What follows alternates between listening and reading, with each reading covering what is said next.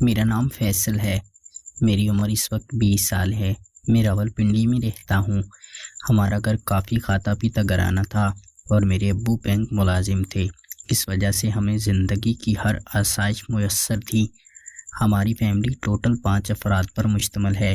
میں ماں باپ کا اکلوتا بیٹا تھا اور میری 2 بہنیں، بڑی بہن شادی شدہ تھی جس کا نام فاطمہ ہے، اور چھوٹی بہن نسرین جس کی عمر 22 سال ہے اور وہ ابھی ان میرڈ ہے۔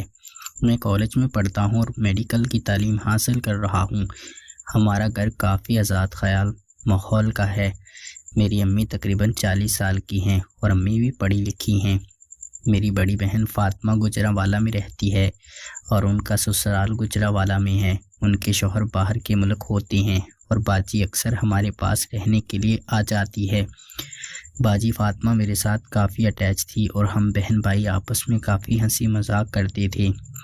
میں اکثر ان کے پاس بھی رہنے جاتا تھا اور وہ کافی دن ہمارے پاس بھی رہنے آتی تھی، کیونکہ ان کے شوہر جاب کے سلسلے میں باہر کے ملک تھی اور وہ کافی اکیلی پڑ جاتی تھی۔ اس لیے وہ مہینے میں 2-3 چکر ہمارے پاس ضرور لگاتی تھی اور میں بھی اکثر ان کے پاس چلا جاتا تھا۔ میں ماں باپ کا اور اپنی بہنوں کا اکلوتا بھائی تھا، اس لیے میں سب کا لاڈلا تھا۔ امی ابو بھی میرے ساتھ لاڈ اٹھاتے تھے۔ میرے ابو بینک ملازم تھے اور ان کے پاس اپنی گاڑی تھی۔ میں بھی بہت ضد کرتا تھا کہ مجھے بھی گاڑی لے کر دیں، مگر ابو مجھے کہتے تھے کہ پہلے اپنی تعلیم مکمل کرو اور میڈیکل کی ڈگری حاصل کرو، اس کے بعد جو بھی کہو گی میں تم کو لے کر دوں گا۔ مگر میں گاڑی لینا چاہتا تھا کیونکہ میں بس کے ذریعے ہی راولپنڈی سے گجرانوالہ اپنی بہن فاطمہ کے پاس جاتا تھا، اور میں چاہتا تھا کہ میرے پاس اپنی گاڑی ہو تو میں آسانی سے اپنی بہن کے پاس چکر لگا لیا کروں، کیونکہ فاطمہ بہن بھی میرا کافی خیال رکھتی تھی اور وہ دن میں 1-2 بار مجھے کال کر کے میرے ساتھ بات کرتی تھی۔ فاطمہ بہن اکثر ہی مجھے گلہ کرتی کہ تم میرے پاس رہنے کے لیے نہیں آتی، اور جب آتی ہو تو تمہیں جانے کی جلدی ہوتی ہے۔ مجھے کالج سے چھٹیاں ہو گئی تھی کیونکہ کرونا کی وجہ سے لاک ڈاؤن چل رہا تھا۔ یہ موقع اچھا تھا اور میں نے فاطمہ بہن کو فون کیا کہ میں تمہارے پاس آؤں گا رہنے کے لیے۔ وہ یہ سنتے ہی کافی خوش ہو گئی تھی اور کہنے لگی تھی کہ میں تمہارے لیے کافی اچھے کھانے بناؤں گی اور تمہیں اچھے سے گفٹ لے کر دوں گی اگر تم میرے پاس رہنے کے لیے آؤ گے۔ فاطمہ بہن کے سسرال والے بھی کافی امیر تھے، وہ بھی کھاتے پیتے گھرانے سے تھے۔ فاطمہ اوپر والے پورشن میں رہتی تھی اور ان کے سسرال والے نیچے والے پورشن میں رہتے تھے۔ میں ان کے پاس جاتا تو مجھے اوپر باجی کے ساتھ والا کمرہ ہی دیا جاتا تھا اور میں وہاں پر کافی مستی کرتا تھا۔ اس بار میں باجی فاطمہ کے پاس گیا تو باجی کہنے لگی کہ ہم مری کے ٹور پر جائیں گے۔ میں بھی راضی ہو گیا اور ابو نے مجھے گاڑی لے کر دی تھی۔ میں اپنی باجی فاطمہ کو لے کر مری چلا گیا تھا اور وہاں پر ہم 10 دن کے ٹور کے لیے نکلے تھے۔ مری کافی ٹھنڈا علاقہ تھا اور ہم نے وہاں پر ہوٹل میں ایک کمرہ بک کروایا تھا۔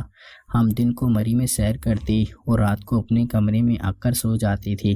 کمرہ کافی گرم تھا اور کمرے میں ہیٹر لگا ہوا تھا۔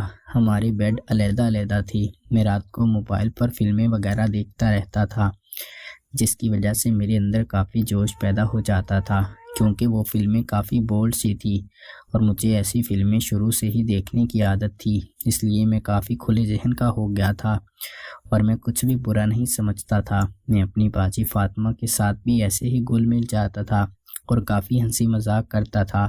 میں اس کے ساتھ بھی دوستوں والا رویہ رکھتا تھا۔ میں نے کبھی بھی اس کو اپنی بہن کے طور پر نہیں دیکھا تھا۔ اس رات ہم سارا دن سیر وغیرہ کر کے تھک چکے تھے اور میں اپنے کمرے میں آ کر لیٹ گیا تو باجی فاطمہ کہنے لگی میرے سر میں درد ہے، ادھر آؤ میرا سر دباؤ۔ میں باجی کے بیڈ پر جا کر بیٹھ گیا اور ان کا سر اپنی گود میں رکھ کر ان کا سر دبانے لگا۔ وہ میرے سامنے لیٹی ہوئی تھی اور کافی خوبصورت لگ رہی تھی۔ فاطمہ باجی کی عمر تقریباً 25 سال ہے اور وہ بے اولاد تھی۔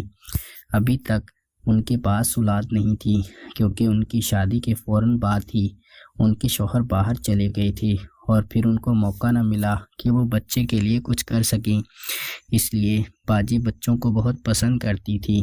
باجی میرے ساتھ بھی اکثر ہی بچوں کی باتیں کیا کرتی تھی کہ جب میرے پاس بیٹا پیدا ہوا تو میں تمہیں اسپیشل اپنے پاس لے کر آؤں گی اور تمہاری دعوت کروں گی۔ میں بھی دعا کرتا تھا کہ جلد ہی باجی کے پاس بیٹا پیدا ہو جائے۔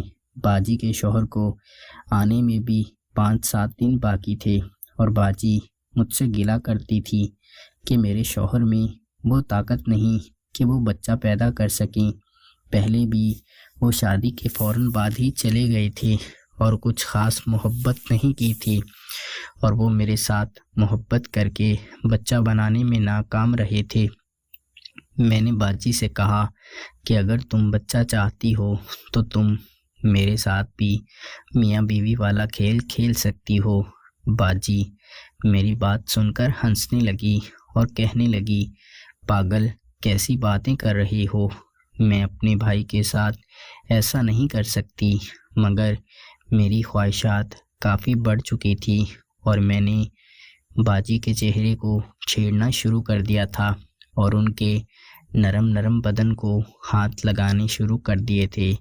میرے ایسا کرنے سے باجی گرم ہونا شروع ہو گئی تھی اور وہ بھی اب میری باہوں میں بہکنے لگی تھی۔